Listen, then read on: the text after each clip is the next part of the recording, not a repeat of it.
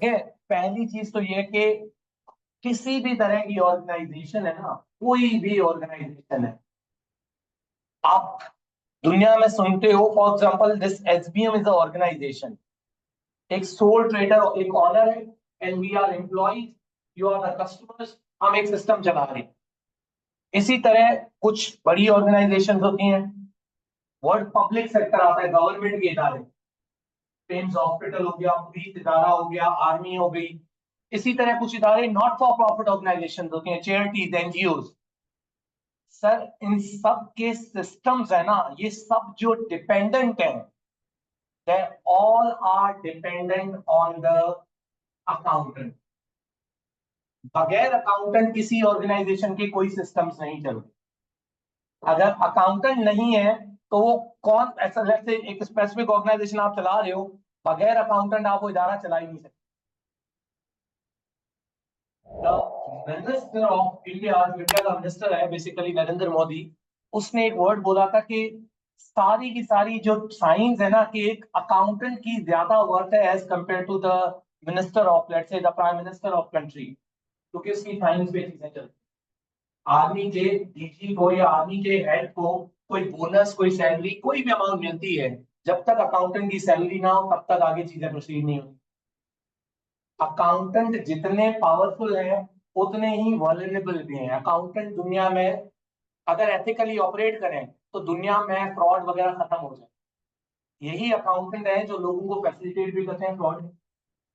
Right, the positive side, के accountants के बगैर जिंदगी नहीं है, दुनिया नहीं है।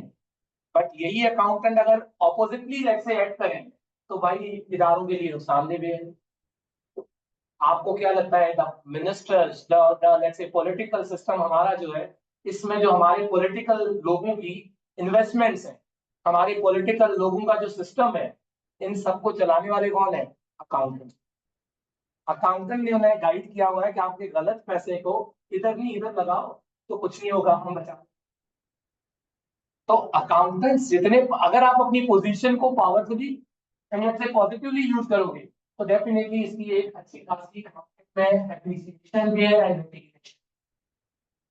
वेल, अकाउंटिंग को वन ऑफ द एक वैसे तो हर फील्ड की अपनी एक रिस्पेक्ट और अपना एक रिस्पेक्टफुल होते हैं, लेकिन अकाउंटेंट्स की अगेन मैं बता रहा हूँ कि अहमियत बहुत ज्यादा है।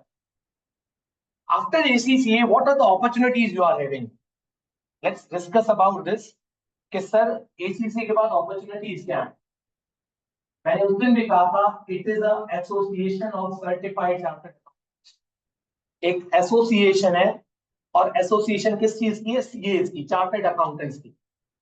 And this association is not only recognised in UK, although ये यूके बेस्ड बॉडी है, ACC is a UK based body. 180 plus countries में इसकी रिकॉग्निशन, 180 प्लस कंट्रीज में आप ट्रेवल कर सकते हो, 180 कंट्रीज प्लस में आप अप्लाई कर सकते हो on the basis of ACC. And ये एडिशन और बढ़ता जा रहा है day by day, ACCA multiple countries में एमओयू साइन कर रहा है और उसकी बेसिस पे अपॉर्चुनिटीज बढ़ती जा रही है। तो सर इसकी इनहेरेंट जो सबसे पॉजिटिव साइड यही है कि इसकी एक ग्लोबल रीच। आप पाकिस्तान में बैठे हो, अलग से आपकी फैमिली का प्लान बन गया दुबई शिफ्ट होने का, सर्टन पेपर्स दिए हुए, सर्टन नहीं दिए, वहां पे हमारे यहाँ लोकल सिस्टम तो ये ना कि यूनिवर्सिटी आप 2 साल पढ़ रहे हो, अगर आपकी फैमिली शिफ्ट हो रही है तो आपको यहाँ पे अपनी डिग्री गिव अप करनी पड़ेगी, या मे भी आपको यहाँ रहना पड़े जब तक आपकी डिग्री कंप्लीट नहीं होगी। फ्लेक्सिबिलिटी है। फ्लेक्सिबिलिटी मीन आप कहीं पे भी दुनिया में बैठ के इसका पेपर दे सकते हो, पढ़ सकते हो। कोई रिस्ट्रिक्शंस नहीं है कि इतने टाइम में आपने एसीसीए करना है। But what is the recommended, या लेट्स से क्या एक प्रोसीजर होना चाहिए? Number one, global reach. Second, flexibility. दो बेनिफिट बताए पॉजिटिव। थर्ड इंपॉर्टेंट बात कि sir ACCA is based on concepts. ACCA की स्टडी या एसीसीए का जो पूरा एक करिकुलम स्ट्रक्चर है, जो इस सब्जेक्ट्स का जो जैसे ओवरऑल एजुकेशन का सिस्टम है, वो बड़ा एक क्वालिटेटिव है। हमारे यहाँ बुकों में बातें पढ़ाई जाती है, रियल लाइफ में वो अप्लाई कम होती है। हमारे यहाँ बुक्स भरी हुई हैं, अगर आप लोकल एजुकेशन को स्टडी करोगे ना तो बुक्स के अंदर वो बातें लिखी हुई है जिनकी कहीं कोई एप्लीकेशन ही नहीं है, बुकें पढ़ाई जाती हैं बच्चे को। बट एसीसीए के अंदर क्वालिटी बढ़ाई जाती है। कम कंटेंट है, ज्यादा एप्लीकेशन है। कंटेंट है but that content is a qualitative. आपको इतना सिखाया जाएगा जितना आपको आना चाहिए। जो चीजें आपने मार्केट में सीखनी है वो आपको बातों में बुकों में नहीं पढ़ाएंगे। वो बातें अप्लाई होंगी आपकी, लेकिन बहुत क्वालिटेटिव कंटेंट है। आई रिपीट, कॉन्सेप्चुअल बेस है। अगर किसी बच्चे के कोई कॉन्सेप्ट में इनिशियल, नाउ द स्ट्रक्चर पे अगर हम आए क्विकली, मैंने 3 बातें सिंपल सी बोली भाई। पहली इंपॉर्टेंट बात global reach, the flexibility, and third important conceptual है। तो सर क्विकली रिकॉल करते हैं कि एसीसी का स्ट्रक्चर क्या था। तो मैंने अगेन बताया कि बहुत सारे बच्चे एसीसीए में मैट्रिक बेसिस पे या let's say first year second year basis पे आ रहे होते हैं। तो 17 या 13 पेपर, आई रिपीट, किसी बच्चे ने 17 पेपर्स देने होते हैं, किसी बच्चे ने 13 पेपर्स देने होते हैं। लेकिन उससे पहले अगर मैं बात करूं पेपर से पहले, तो मैंने और आपने कहा था कि हम सबका एम क्या है, एसीसी का क्या बनना भाई, एसोसिएशन है ना। And you want to part of that association. Association का मेंबर बनने के लिए 3 बेसिक क्राइटेरिया है। And what were the criterias? Number 1, 13 या 17 पेपर, 3 सालों का प्रैक्टिकल एक्सपीरियंस और एक ethics module. These are the 3 basic criterias. अगर आपने इनको फिल कर लिया तो you are going to be called the ACCA member. You are going to be called what? The ACCA member. Sir 13-17 papers पे मैं आता हूँ, 3 सालों का प्रैक्टिकल एक्सपीरियंस। मजे की बात, एसीसीए कहता है कि आपने जिस दिन ज्वाइन किया ना, उससे पहले अगर कोई आपका प्रैक्टिकल एक्सपीरियंस है, उससे पहले अगर एज ए लेट्स से कहीं आपने कोई काम किया हुआ है, वो भी आपका काउंट हो जाएगा अगर आपका उसके पास कोई एविडेंस है। What is the practical experience? The things we are going to study in the books. जो चीजें हम पढ़ेंगे उनको अप्लाई करें। मैंने रिपीटली बेसिस पे क्या है कि engineer without practice is not engineer. 4 साल पढ़ने के बाद उसको 1 साल आर्टिकलशिप या उसकी जो specific period, same goes with doctor, south stop करनी पड़ती है। अप्लाई, अगर एक डॉक्टर पढ़ के अप्लाई नहीं करा तो he is not going to be called a complete doctor. Same goes with accountant. 13 या 17 पेपर पढ़ाना एक कहानी, एक स्टोरी है। मैं आता हूँ उस पीरियड, मैं आता हूँ बात पे, टाइम पीरियड के बारे में डिस्कस करते हैं। सर 3 सालों का प्रैक्टिकल एक्सपीरियंस, एक ethics module, and there are 13 or 17 let's say papers. Mansoor, I'm not ACCA member. I'm a basically ACCA affiliate. मेरा अभी प्रैक्टिकल एक्सपीरियंस का टाइम चल रहा है। I'm done with my papers. I'm done with ethics module. Now I'm completing my 3-year practical experience. Okay, 13 या 17 papers. मैं आता हूं आपकी बात पे कि sir assuming there are 17 papers, अगर 17 पेपर है तो इसके 3 लेवल हैं, फाउंडेशन, स्किल्स, एंड फिर आपके पास आ जाता है प्रोफेशनल। फाउंडेशन के अंदर आपके पास 7 पेपर है। अगर कोई 13 पेपर्स वाले अगर है तो उसने यहाँ पे 3 पेपर देने हैं बेसिकली, उसको पहले 4 एग्जाम्प्ट हो जाते हैं। फिर स्किल्स में 6 पेपर है और यहाँ पे 4 पेपर है। I repeat, things are connected. What I mean by connected, कि भाई जितनी आपकी फाउंडेशन स्ट्रांग होगी उतना आप फ्लरिश करेंगे स्किल्स में। ठीक है, रियल लाइफ में क्या है, रियल लाइफ में मैं आपको गौर से बताऊं, रियल लाइफ में क्या है कि जब भी कोई चीज आप सीखते हो ना, जब भी कोई चीज सीखते हो, जैसे फॉर एग्जाम्पल अगर हम लड़कियों की बात कर लें, कोई कुकिंग है, कोई लड़कों की बात कर लें तो मे भी कोई कोई भी स्किल है आप सीख रहे हो, कोई भी काम सीख रहे हो, सबसे पहले आपको अपनी बेस स्ट्रांग करनी होती है। अगर आपकी बेस स्ट्रांग नहीं है, मैं बार बार एग्जांपल दे चुका हूं इसकी, कि जस्ट इमेजिन अ बिल्डिंग। एक बिल्डिंग की कंस्ट्रक्शन पे मैं जस्ट अभी उस दिन मैंने आपको सेंट्रोस की एग्जांपल दी थी। ये ब्लू एरिया में सेवर के साथ, यहाँ सेवर एक रेस्टोरेंट है, उसके साथ बनना है पार्किंग प्लाजा। साल से ज्यादा उसकी फाउंडेशन पे लग गया, बट अब उसकी जो आगे वाला काम है वो 5-4 महीनों में 5 महीनों में हो गया। तो it is all about the foundation. जितनी फाउंडेशन स्ट्रांग होगी कॉन्सेप्चुअली, उतना आप आगे वाले पेपर्स में स्ट्रगल नहीं करोगे। द रीजन क्यों क्यों मैं भी बता रहा हूँ, पेपर्स आर करेक्ट। सर ये जो पहले 7 पेपर्स है ना आपका, ये शुरू हो गया है। इन 7 पेपर्स को एज ए एसबीएम हम इन फाउंडेशन के 7 पेपर्स को कुछ इस तरह पढ़ाते हैं। पहले 2 पेपर पढ़ाएंगे, फिर 2 पेपर पढ़ाएंगे और फिर 3 पेपर। इन 2 पेपर्स में FA1 मीन आपके पास एक सब्जेक्ट आ जाएगा FA1,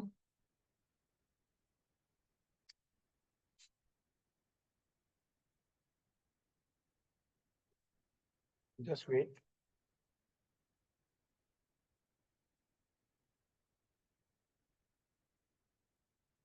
FA1, MA1,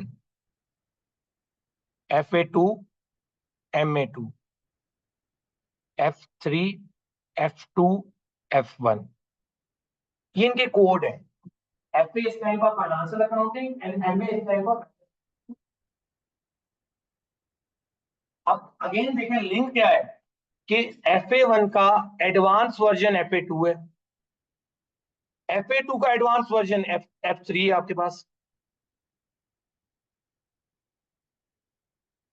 इसी तरह MA1 का एडवांस MA2 और MA2 का एडवांस F2। तो थिंग्स आर कनेक्टेड। इवन एक बच्चा अगर एग्जामिनेशन लेके आ रहा है कोई, तो हम उस बच्चे को कहते हैं ये 4 पेपर पढ़ना as a compulsory. Why it is a compulsory? The reason, चीजें कनेक्टेड है, बातें यहाँ पे खत्म नहीं होती।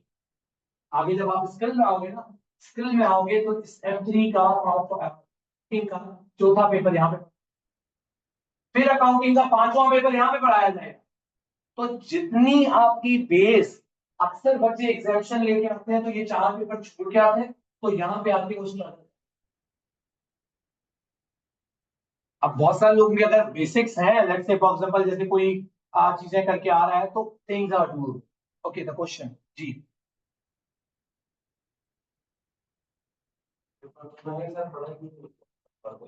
FA1 और FA2 के पेपर नहीं नहीं नहीं, देखो देखना ही नहीं नहीं नहीं, मैं आपको बताऊं। देखिए, आहिस्ता आहिस्ता कहते हैं ना कि बिल्डिंग का सबसे पहले थोड़ा सा बेस में, सबसे पहले आपको जमीन पे मटेरियल लगाना पड़ता है, फिर थोड़ा सा आपको। Yes, things are connected. Connected से मुराद है कि FA1 FA2 इकट्ठा पढ़ाना इज नॉट बेनिफिशियल, क्योंकि वो आहिस्ता आहिस्ता चीजें इसमें एडवांस आएंगी, बच्चे को समझ ही नहीं आएगा, मिक्सअप होता रहेगा। और 2 अलग फील्ड है, दोनों को साथ साथ लेके चलना is a very important part, वरना आपको समझ ही नहीं आएगा कि ACC के अंदर है क्या चीज। तो सर ये 7 पेपर्स हैं। 3 अकाउंटिंग के पेपर है, फाइनेंशियल अकाउंटिंग जो मैं पढ़ाता हूँ, सर्वैस 3 मैनेजमेंट के अकाउंटिंग के पेपर है, और एक नीचे F1 का subject, the FBT, business and technology का सब्जेक्ट, वो भी मैं पढ़ाता हूँ। बिजनेस रिगार्डिंग स्टडी, कि बिजनेस क्या होते हैं, बिजनेस के स्ट्रक्चर्स क्या होते हैं, इस तरह की सारी चीजें। तो सर आगे 6 पेपर्स हैं स्किल्स में। नॉर्मली अगर मैं बात करूं, तो मैं टाइम पीरियड पे आने से पहले ACC के जितने पेपर्स हैं दे आर कॉल्ड CB,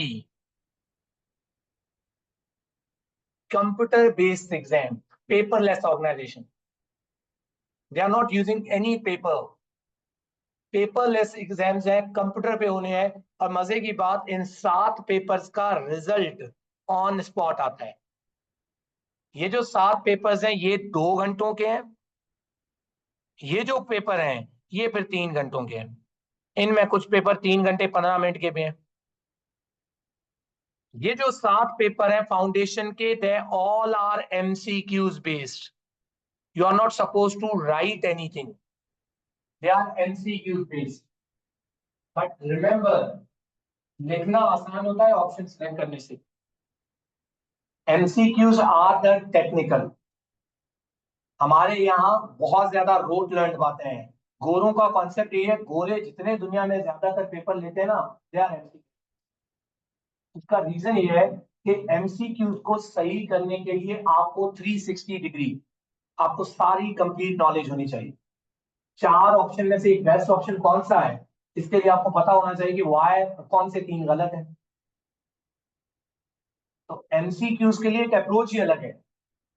अगर किसी को कहो ना कि यार ऐसे लिख के आना है, ये करके आना है, तो आप लोग लिख के आ जाओगे इधर उधर की बातें। But out of that four option you have to choose one. तो इसका मतलब है कि बाकी तीन क्लियरली पता हो कि कौन से गलत है, वरना आप कंफ्यूज होते रहोगे। आया ए है, बी है, सी है, डी है, इस तरह नहीं। तो इन सात पेपर्स में परफेक्शन लाने के लिए मैंने अगेन क्या बोला, we are suppose to work on the concepts. Rote learn is a crime. ACC के अंदर कोई बच्चा रोट लर्निंग रट्टा लगाता है तो वो क्राइम है। नहीं लगाना रट्टा, ना समझ आए टीचर से बहस करो, डिबेट करो, डिस्कशन करो। हर चीज के कॉन्सेप्ट्स हैं। मैंने आपको बताया अकाउंटिंग तो यूं समझे real life. Accounting is not about कोई रट्टा है। अकाउंटिंग इज ऑल अबाउट कि ये लाइफ के साथ लिंक है। ओके, तो मैंने आपको बताया कि भाई ये कंप्यूटर बेस्ड एग्जाम है। जो फाउंडेशन लेवल है, it is fully MCQs based. 2 घंटे का पेपर है और पासिंग के लिए आपको 50 मार्क्स चाहिए। रिजल्ट ऑन स्पॉट आता है इसका। जो अगले पेपर्स हैं उनके लिए आपको 1 महीना अराउंड वेट करना पड़ता है। आप आफ्टर पेपर चेकिंग होती है उसकी, उसके बाद जो अगले पेपर्स हैं उनमें भी एमसीक्यूज हैं, बट उसके अंदर भी लिखने वाला काम भी थोड़ा बहुत आ जाता है। ओके, फर्दर मैंने एक में शेयर कर दिया है। सलमान ये सुनना चाहे तो मेरे लिए वो कप लेके जाओ, ऊपर मुसवर के पास पड़ा हुआ है। क्या लेके हम ऊपर बढ़िया रखा था। हाँ ऊपर पड़ा हुआ है। सर मैंने ग्रुप में लिंक भेज दिया है। पता नहीं ऑनलाइन बच्चे कौन सा ग्रुप में भेजा हुआ है मैंने।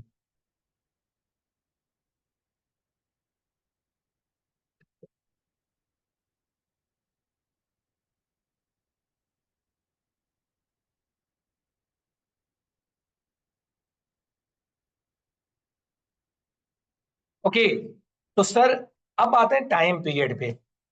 तो देखें नॉर्मली जो एसीसी का टाइम स्पेंड, अगर कोई 13 पेपर दे रहा है तो 2.5 year। कोई 17 पेपर दे रहा है तो 3 से 3.5 साल। 3 साल इज अप्रोप्रिएट टाइम। लेकिन considering the fact, the competition and the let's say जो मार्केट में अभी जो कंपटीशन एंड पीक है, और मार्केट में जो कॉन्सेप्ट है कि एज सुन एज पॉसिबल आप मार्केट में एंटर, जितना आप मार्केट में लेट एंटर होते हैं उतना आप लेट्स से कम लर्न कर पाते हैं। In a sense you guys are not suppose to waste your time. Time ही इंपॉर्टेंट है। अगर टाइम सेव कर लिया तो ऑटोमेटिकली आप कहीं ना कहीं पहुंच जाओगे। It is all about the game of time. इस कंपटीशन वाले दौर में आपने ये मेक श्योर करना है। मैं ये नहीं कह रहा टाइम सेव करने से मुराद है कि कोई कहे कि सर मैंने आज आया हूं और कल पेपर दे रहा हूं, मतलब ऐसा भी नहीं है। आई डोंट मीन के यार इतना भी जल्दी, लेकिन एटलीस्ट एक अप्रोप्रिएट। बहुत सारे बच्चों को डिले नहीं करना। अच्छा, फिर इंपॉर्टेंट बात यार, एक चीज बता दूं, घर वालों को बताओ इसके अंदर पास या फेल का कॉन्सेप्ट।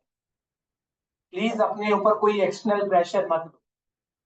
मार्क्स अच्छे आ गए वेल एंड गुड, वरना पेपर घर वालों को बताओ पास या फेल, वरना ये जो दुनिया है ना ये आपको जीने नहीं देगी। इससे मुराद ये है कि घर वालों का इतना दबाव होता है ना, बच्चा मेहनत करे, वो उसके नंबर इतने आ रहे हैं कजन के, तुम्हारे क्यों कम आ रहे हैं। मतलब इन द एंड में जवाब देने का तो ये होता है कि यार मुझे छोड़ के कजन से ही पेपर दिलवा दो। सही है। तो मतलब कहने में कि इस तरह का प्लीज कोई प्रेशर मत लेना। अपनी फैमिलीज को बता दें कि ACC is all about a professional. अच्छा, एक इंपॉर्टेंट बात कि why it is a different from again the local education system. इसके अंदर एक प्रोफेशनल अप्रोच चाहिए होती है।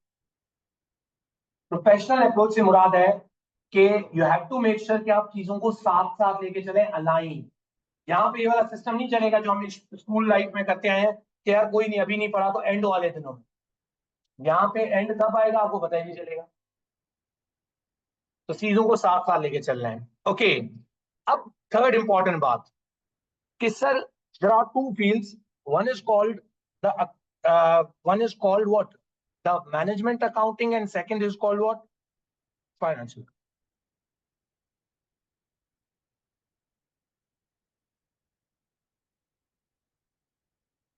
ओके, मैंने आपको एक टास्क दिया था कि यार फाइनेंशियल अकाउंटिंग क्या और मैनेजमेंट अकाउंटिंग क्या। वर्ड अकाउंटिंग का क्या मतलब? अकाउंटिंग का आसान वर्ड में मतलब है हिसाब किताब। जब let's say I am having in my pocket 100 रुपए दिन के शुरू में, और दिन के एंड में मेरे पास कितने रुपए पड़े हैं, इसके हिसाब किताब कहाँ है पैसा, कितने पैसे कहाँ लगा, इस तरह के हिसाब किताब रखने को is called what? The let's say accounting. Okay, कितनी फील्ड्स है अकाउंटिंग की? फाइनेंशियल है, और भी है इसके अंदर, फाइनेंशियल मैनेजमेंट भी है और भी है, लेकिन अभी आप इस ब्रॉड कैटेगरीज का इधर टू। ओके, एनी आइडिया, कोई भी कुछ कहना चाहे, what is the financial account? What is the financial accounting? Yes. Okay, business की ट्रांजैक्शन को रिकॉर्ड करना जी। कोई और कुछ? What is account, what is the financial account?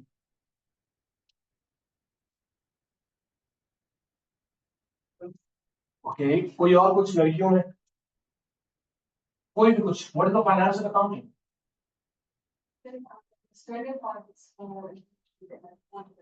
Okay, external लोगों को रिपोर्ट करना, और कुछ?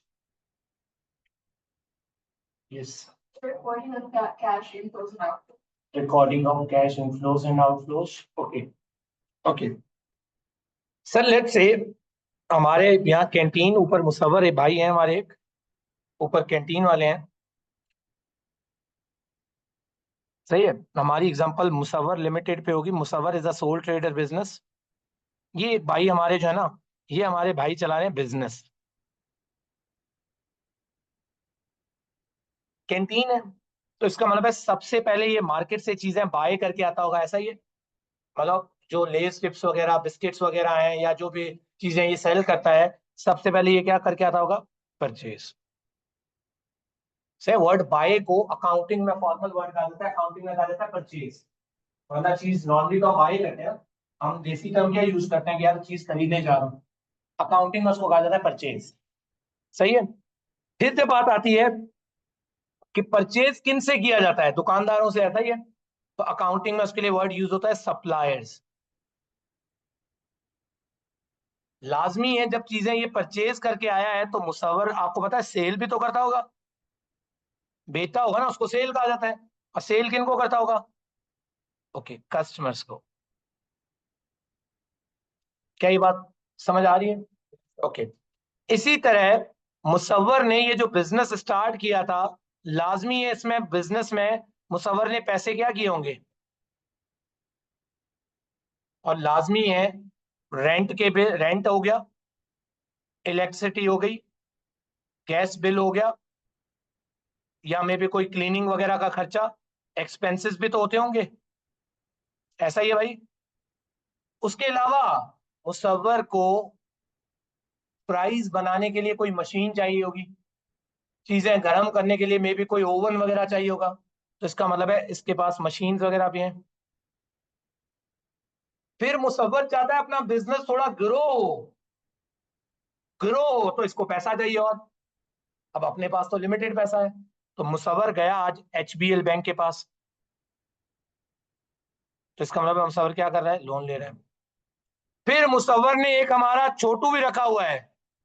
छोटू एज अ वर्कर, जिसको हम छोटू नहीं बुलाते होटल्स पे, यार एक छोटा हमेशा कहीं ना कहीं होता है होटल्स पे। तो उस छोटू को क्या पे करता होगा?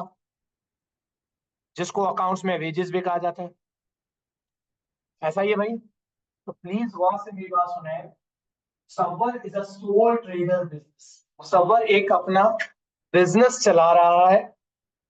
Thank you. मुसव्वर अपना एक बिजनेस चला रहा है। He is selling goods to customer. Sell कर रहा है, बाय कहां से कर रहा है? सप्लायर से। मशीन वगैरह भी पड़ी है, लाजमी है, बिजली यूज कर रहा है, रेंट बिल वगैरह, उसके अलावा सैलरी भी पे कर रहा है, पैसा चाहिए लोन भी लेगा। तो सर मुझे बताओ, इन द एंड में मुसव्वर को कैसे ये पता चलेगा कि आया उसको महीने के एंड में प्रॉफिट हुआ या लॉस? वेरी गुड, मतलब जितने की उसने सेल्स की इसका रिकॉर्ड हो, जितने की उसने परचेजेस की उसका रिकॉर्ड हो। उसको जानना है कि उसकी दो वर्ड याद रखना, काउंट दो वर्ड बोल रहा हूं। एक होता है आपने परफॉर्म कैसा किया, द परफॉर्मेंस। एक होता है आपकी पोजीशन, कि आप कहाँ स्टैंड कर रहे हो, कितनी चीजें पड़ी हैं, कितनी मशीनें पड़ी हैं, कितना पैसा पड़ा हुआ है। तो एज ए मुसव्वर ये जानना चाहता है महीने के एंड में कि आया मुझे प्रॉफिट हुआ या loss. Performance, this is called performance, कि मैं परफॉर्मेंस देख रहा हूं, आया मुसव्वर ने परफॉर्म कैसा किया एक महीने के अंदर। फिर महीने के अंदर ये भी देख रहा है कि यार चलो परफॉर्मेंस के अलावा हमारी पोजीशन क्या है।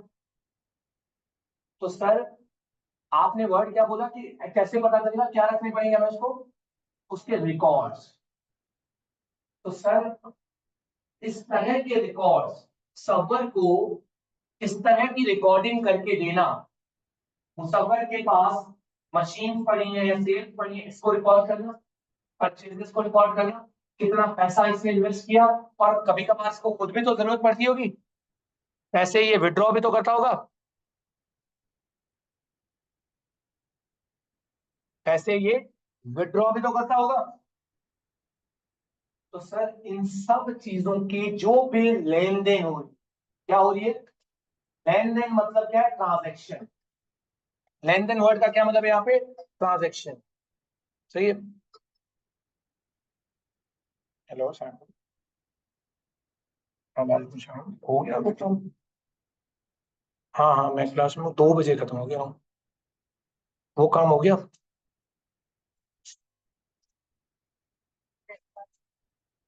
Okay okay okay. अच्छा, तो सर इस तरह के मैंने वर्ड बोला, जो भी इसके हिसाब किताब रख, इसके सारे हिसाब किताब रखने को क्या कहा जाता है, फाइनेंशियल अकाउंटिंग। क्या कहा जाता है, फाइनेंशियल मीन पैसा, फाइनेंशियल मीन, अकाउंटिंग मीन हिसाब किताब। कहाँ पैसा था, कहाँ से पैसा आया, सेल पे पैसा आया, लोन लिया, फिर परचेजेस पे लगाया, फिर रेंट्स पे किए। तो इस तरह के सारे हिसाब किताब रखने, इसका इसको क्या कहा जाता है, फाइनेंशियल अकाउंट। क्या ये क्लियर है? सर फाइनेंशियल अकाउंटिंग के अंदर 6 टर्म्स यूज होते हैं। इस एग्जांपल के जरिए मैं आपको 6 टर्म सिखाता हूँ, डिटेल कल पढ़ेंगे उन 6 टर्म्स की। लेकिन फाइनेंशियल अकाउंटिंग में 6 टर्म्स यूज होते हैं। The terms are called assets, liabilities, capital, drawing,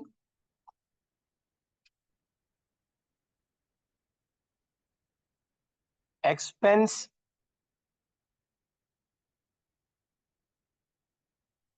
and income. सही है।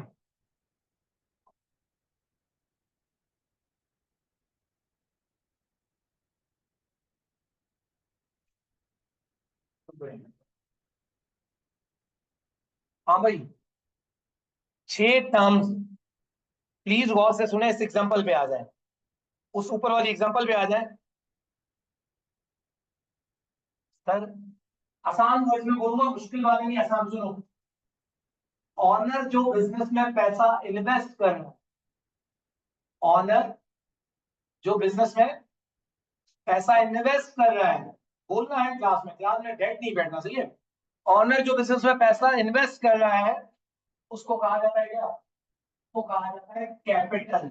हम कहते हैं इन्वेस्टमेंट, अकाउंटिंग में उसको वर्ड क्या दिया जाता है, एग्रीड हो गया भाई। ऑनर अगर अपने पर्सनल यूज के लिए कोई चीजें बिजनेस से निकाल रहा है, इसको कहा जाता है ड्रॉ करना, ड्रॉ मीन निकालना, ड्रॉइंग। डन हो गया भाई। दो टर्म समझ आए? बिजनेस में ऑनर पैसे डाल रहा है तो हम क्या देंगे? अच्छा, वर्ड में पैसे यूज करो, it can be anything other than पैसा। मे बी मुसव्वर अपनी घर की कोई मशीन उठा के बिजनेस में ले आया, मुसव्वर ने लाजमी है बिजनेस से कैश निकाला हो सकता है उसका अपना दिल किया तो किसी दिन जूस उठा के पी लिया, राइट? तो कोई भी चीज पर्सनल यूज के लिए निकाल रहा है, कोई भी चीज बिजनेस में इन्वेस्ट कर रहा है, कॉल्ड कैपिटल। कोई भी चीज विड्रॉ कर रहा है, is called what? Drawing. Done हो गया भाई? ओके, अब आते हैं एसेट्स पे। एसेट्स वर्ड का मतलब क्या है? Any idea? ऐसी चीज जिससे फायदा हो। कोई और कुछ कह रहा था? एसेट्स, जी जी बोले। Resource, resource, okay. कोई और कुछ? असासा, यस, मैं वर्ड सुनना चाहता असासा। उर्दू में कहा जाता है, अक्सर हमारे यहाँ पॉलिटिशियंस के आते हैं ना, अक्सर आप सुनोगे कि नवाज शरीफ के बाहर के मुल्क में इतने असासे हैं, जरदारी के इतने असासे हैं। तो वर्ड वो असासे basically is called the assets. This laptop is currently my asset, this mobile phone is currently my asset. Asset word का मतलब है वो रिसोर्स जिससे आपको फायदा आ रहा हो, जिसको आप कंट्रोल कर रहे हो। तो सर अब मुझे बताओ, मुसव्वर के बिजनेस में जितनी ये मशीनें पड़ी हैं, तो मैं क्या कह सकता हूँ कि ये बिजनेस के एसेट है? समझ आएगा? ओके, इसी तरह एसेट समझ आ गई बात? डिटेल डिस्कशन करेंगे, मैं थोड़ा इनफॉर्मल वे में आपको एक सिंपल, कोई आज आपको जाके पूछे, आज आपसे पूछे यार जाके सीखा क्या, हमेशा याद रखना, जितनी बेसिक से चीजें स्ट्रॉन्ग करोगे उतनी आपको हेल्प होगी।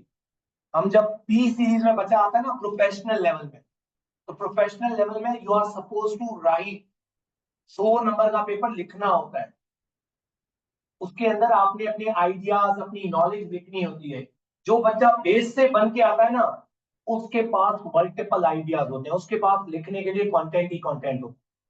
जब आप जस्ट रोड लर्न के जरिए जाओगे तो you are going to face of failures, आप बीच में कहीं स्टक कर जाओगे। ओके भाई, तीन चीजें समझ आ गई? ऑनर जो इन्वेस्ट करा है वो क्या है? ऑनर जो निकाल रहा है बिजनेस से, उसके अलावा बिजनेस कुछ मशीनें वगैरह खरीदता है, वो उसके क्या होते हैं? भाई क्या इस बिजनेस ने किसी से लोन लिया हुआ है? किससे? तो क्या लोन अपने पास ही रखेगा या फ्यूचर में कभी वापस देना पड़ेगा? तो वापस देना मतलब जिम्मेवारी, जिम्मेवारी का नाम है अकाउंटिंग में लाइबल है ये बिजनेस। किसको? बैंक को। वर्ड लाइबल से निकला, लाइबिलिटी। क्या ये क्लियर है? yes. ओके, उसके अलावा मुझे बताओ, इसने रेंट पे किया, इसने सैलरीज पे की, बिजली के बिल पे किए, दे आर ऑल एक्सपेंसेस। और फिर कहीं से इसको कोई इनकम आई, क्या इसने कोई इनकम मीन कमाई? तो सर किनको चीजें सेल करना? कस्टमर से जो पैसे आने हैं, they are called what? 6 accounting में टर्म्स होते हैं: assets, liabilities, capital, income, expense and drawing. Agreed हो गया? क्या ये आपको समझ आई ये बात? ओके, ये है फाइनेंशियल अकाउंटिंग। इसका मतलब क्या है कि आपने इन 6 बातों के हिसाब किताब रखने सीखने हैं अकाउंटिंग में। अगर एक पहली बात, ये 6 बातें अच्छे से समझ आनी चाहिए, ये जो मैंने अभी बताई हैं आपको। Accounting is all about these 6 things. If you know about these things very well and इनके हिसाब किताब रखना आपने सीख लिए, देखो जगह देखो, आपको क्या जानना था? प्रॉफिट या क्या जानना था? अगर मुझे मेरी आपने इनकम के हिसाब किताब रख लिए और एक्सपेंसेस भी आपको मुसव्वर के पता है, तो इनकम में से एक्सपेंस माइनस करोगे तो पता चल जाएगा प्रॉफिट हुआ या। सवर ने महीने में इनकम कमाई 1000, कितने की? 200 की। इसका मतलब 200 का क्या हुआ?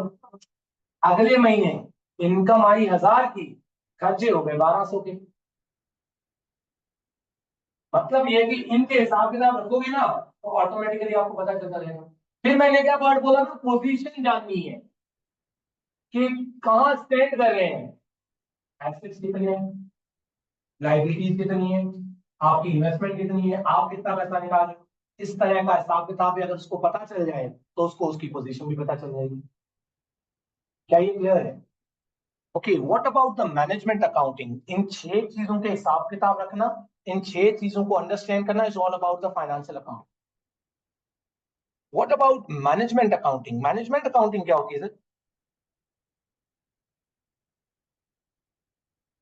जी? What is the management accounting?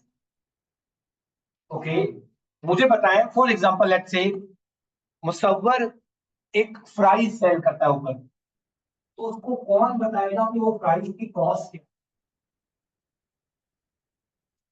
सही है, देखिए प्राइस के अंदर कौन सा मटेरियल यूज करना है, प्राइस के लिए कौन से लेबर असाइन हो, आया मटेरियल जाया कितना होगा, कौन सा मटेरियल कहां से खरीदना है, फिर वो जो मटेरियल बना रहा है उसकी कॉस्ट क्या होगी, उसके अंदर डायरेक्ट मटेरियल कितना है, उसके अंदर डायरेक्ट लेबर कितना है। क्योंकि देखो, अगर मुसव्वर को प्राइस का ही नहीं पता तो उसका मतलब है अपने प्रोडक्ट की कॉस्ट का ही नहीं पता, तो बताओ क्या सही सेलिंग प्राइस रख पाएगा? एक चीज कस्टमर को कितनी बेचनी है, पहले मुझे क्या पता मुझे इसकी, पहले क्या पता नहीं, नहीं वर्ड गलत यूज किया, पहले क्या पता खर्चा। लेट्स से फॉर एग्जांपल मैं ये पेन सेल करनी है, मैंने एक ये एक पेन सेल करनी है, कितने की आपको सेल करनी है, पहले मुझे इसकी कॉस्ट तो बताओ, पता चले मैं अभी अनाउंस करूं यार ये 100 रुपए की, जिसको लेनी है ले, बाद में पता चला बेच के कैलकुलेशन की तो 110 की जो कॉस्ट है इसकी, तो लेने के तो मतलब आप देखें ना कि जो प्रॉफिट होना था उसके बजाय तो देने पड़ गए। तो इट इज वेरी इंपॉर्टेंट कि मैनेजमेंट मैनेजमेंट अकाउंटेंट का काम है मुझे इस प्रोडक्ट की कॉस्ट निकाल के, मैनेजमेंट अकाउंटेंट का काम है आया हम कौन सा खर्चा कर रहे हैं, कितना कर रहे हैं, उसमें मटेरियल कितना है, लेबर कितना है, इस तरह के इंटरनल मसले मसाइल, internal reporting is all about the what, management. तो इसका मतलब है कि मैनेजमेंट अकाउंटिंग एक ऑन गोइंग एक्टिविटी है। फाइनेंशियल अकाउंटिंग में कब एंटर होती है, जब चीजें हो जाए। मुझे बताओ, अगर मुसव्वर परचेज भी नहीं करेगा तो बताओ आपको कोई ट्रांजेक्शन हुई, क्या कोई आपकी हेल्प का आपकी रिक्वायरमेंट है? ये चीजें हो जाती हैं फिर हमें रिकॉर्ड करनी पड़ती है। क्या ये बातें क्लियर है? Okay, any question?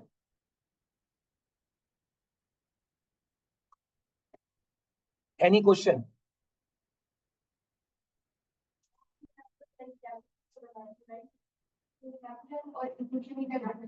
Okay, the word capital and equity, the word capital and equity, छोटे बिजनेस जो होते हैं ना, छोटे बिजनेस जो होते हैं जैसे कोई सोल ट्रेडर हो गया, जैसे आपसे कोई ऐसा बनता है कि आप मर्दान साइड का ठीक है, कि यार एक ऐसे वाले साथ पाकिस्तान को लेकर कौन सी सर एक मिनट के लिए जी जी जी जी। अच्छा, एक वर्ड है कैपिटल, एक वर्ड है इक्विटी। आपको पता है जो प्रॉफिट बनाने वाले इदारे हैं ना दुनिया में वो 3 तरह के। एक है कि मैं अकेला बिजनेस अपनी दुकान आज खोलूं, मैं और मेरे दोस्त मिलकर बिजनेस स्टार्ट करें, इट्स कॉल्ड पार्टनरशिप। तीसरा है कंपनी। तो लड़की, अगर सिंपल बिजनेस मीन एक छोटा बिजनेस या पार्टनरशिप अगर बिजनेस स्टार्ट कर रहे हैं, पैसा इन्वेस्ट कर रहे हैं, तो उनकी इन्वेस्टमेंट को क्या कहा जाता है, कैपिटल। वर्ड कैपिटल और इक्विटी में फर्क नहीं है। सोल ट्रेडर और पार्टनरशिप के लिए वर्ड यूज होता है कैपिटल, कंपनीज के लिए जो कंपनीज में लोग जो बिजनेस में इन्वेस्ट कर रहे थे उसके लिए कहा जाता है इक्विटी। फर्क कुछ भी नहीं है जी। समझ आ गया? Any question further? ओके, एक टास्क दे रहा हूं, इन 6 चीजों के बारे में आपने रिसर्च करके आनी है। इन 6 चीजों के बारे में एसेट्स क्या है, लायबिलिटीज क्या है, कैपिटल क्या है, इस तरह की 6 चीजों से रिगार्डिंग। अच्छा बाय द वे मुझे बताओ, क्या एक वीक के अंदर क्या आपको 3 दिन पिछले वीक क्लास हुई थी ना, तो कोई कुछ बताना चाहेगा क्या, थोड़ा सा कोई आज आज कैसा, थोड़ी सी एनर्जी दिखानी है भाई। देखो पहली बात तो ये कि यार हुए चेहरे, एक होता है ना कि अपने आप को स्माइल रखें चेहरे पे, देखें कितना अच्छा दिन गुजरता है। हो सकता है कहीं गुजरते हुए लोग ये भी कहेंगे यार ये पागल है, लेकिन जस्ट एंजॉय द मोमेंट। तो हैव अ स्माइल। जब आप नई फील्ड में एंटर होते हो तो देयर आर मल्टीपल चैलेंजेस, जगह की चैलेंजेस, एनवायरमेंट पसंद नहीं आ रहा होता, लोग पसंद नहीं आ रहे होते। फिर बहुत सारे लोग तो ये हैं जिनको पता ही नहीं होता चल क्या रहा है, मेरी तरह कुछ होते हैं। मैंने आपको बताया ना कि जब मैं नया नया आया था मुझे तो पता ही नहीं था 10 दिन क्या चल रहा है, मैं बस चला रहा था, सीखने की कोशिश कर रहा था। लेकिन सर जितना चीजों में इंटरेस्ट लोगे खुद ब खुद इंटरेस्ट डेवलप होगा। इंटरेस्ट लेना है, गिव अप नहीं करना। If you are not getting the concept कोई बात नहीं, डिस्कशन, डेड रहने के बजाय कोई ना कोई बात करें। और एक और इंपॉर्टेंट बात, मैक्सिमम क्वेश्चन पूछें। ये मत सोचना कि यार मैंने क्वेश्चन पूछ लिया तो सर संजय क्या सोचेंगे और यार मेरे कुलीग क्या सोचेंगे। भाई उनके लिए आप नहीं आए पढ़ने, आप अपने लिए आए। ओपनली चीजें डिस्कस करें, मैं आप लोगों के आंसर्स चाहे कुछ भी हो मैं उनको जवाब दूंगा। इस चीज से कंसर्न नहीं लेना आपने कि यार साथ वाला क्या सोचेगा, सर क्या सोचेंगे, नो इशू एट ऑल। क्योंकि इनिशियल लेवल पे जितने क्वेश्चन पूछोगे उतना कॉन्फिडेंस बिल्ड होगा, and confident will lead to and have a positive confident, right. मतलब कॉन्फिडेंस के अंदर पे फिर आप लेट्स से चीजों को ऑफेक्टिवली आपने लेके चले। किसी का कोई कंसर्न, किसी का कोई रीजन हो, क्या काम है, आप अपने पास एक अलग से नोट्स बनाते जाएंगे। पहला टास्क मैंने आपको दिया था, what is the difference between financial accounting है, वो लिखोगे उसमें। दूसरे आप बनाओगे इन 6 चीजों के बारे में, ये 6 चीजें क्या है आपके पर्सपेक्टिव से, क्या है, कल इनको आप करके आए, कल फिर मैं क्लास में इनको पढ़ाता हूँ। डन हो गया। Last but not the least, जो FA1 का सब्जेक्ट है ना, FA1 का basically what is accounting, business के हिसाब किताब रखना। किसके? FA1 में हमारा काम एक अकेला बंदा बिजनेस चला रहा है उसके हिसाब किताब सोल्व। FA2 में हम थोड़ा बहुत पार्टनरशिप आएगी। फिर F3 में हम कंपनीज का हिसाब किताब रखना सीखेंगे। F7 में कंपनीज, फिर आगे कंपनीज के लिए 3 सब्जेक्ट है। सोल ट्रेडर छोटे बिजनेस है, कैसे हिसाब किताब रखते हैं, वो रूल्स यही अप्लाई होंगे, कॉन्सेप्ट यही अप्लाई होंगे, बट देयर आर डेफिनेटली थोड़ी सी आहिस्ता आहिस्ता चीजें थोड़ी सी एडअप होती है। डन हो गया। ओके, अल्लाह हाफिज।